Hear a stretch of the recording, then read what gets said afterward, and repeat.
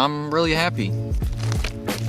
I got a CNC intake, which is custom machined to fit the 66cc intake side.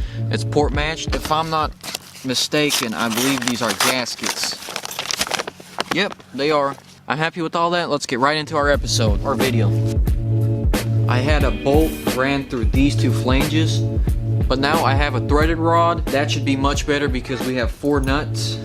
It should completely hold our engine in place. So that's what I was talking about.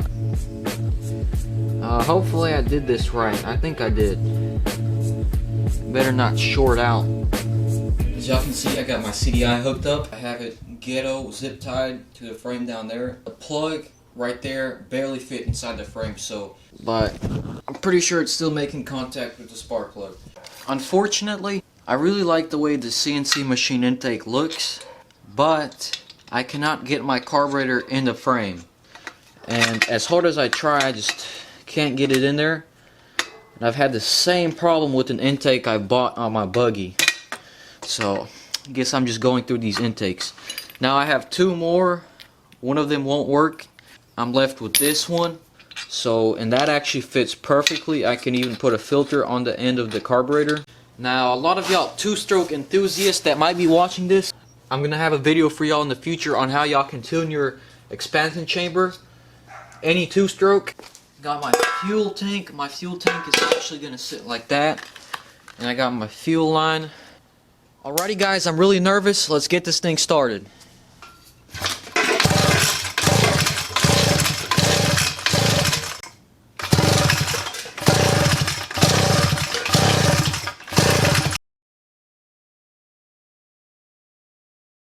It's been about a day, and here's my progress on the build so far. I'm really stressed out. Every time I start it, I found a new problem. My first problem was the spark plug wasn't all the way in.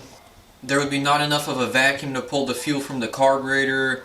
Pull start ripped, as y'all can see. So this build is kind of difficult, but I'm just going to keep on pushing, and hopefully we can get it started today. Now I did get this engine running, but it would just bog down and it had problems idling.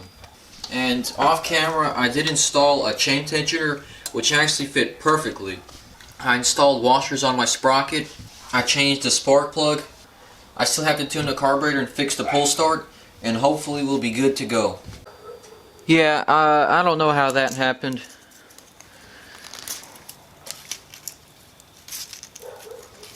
I probably need to run a Tractor Supply and buy me a pull start cable, because I've already gone through 2 trying to start this bike. Making progress, guys, making progress. I got my carburetor off.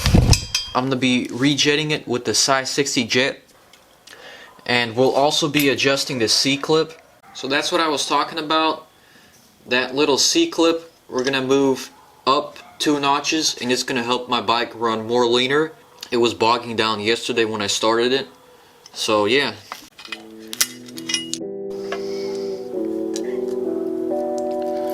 On goes our spring.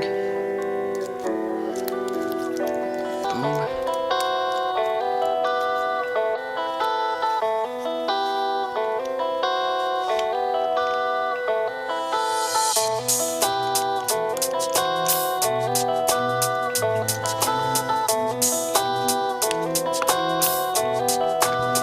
Alright guys, I got my fuel flow connected. Hopefully this baby starts.